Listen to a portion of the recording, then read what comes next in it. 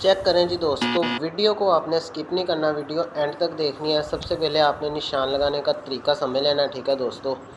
तो वीडियो को लाइक कर दें और चैनल को सब्सक्राइब कर दें ताकि आने वाली वीडियो आप तक पहुंचती रहे।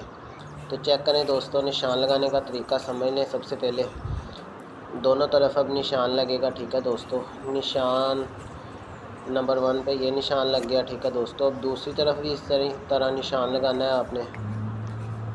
ये चेक करें जी दोस्तों, निशान लगाने के बाद अब इसकी कटिंग करेंगे। कटिंग करने के बाद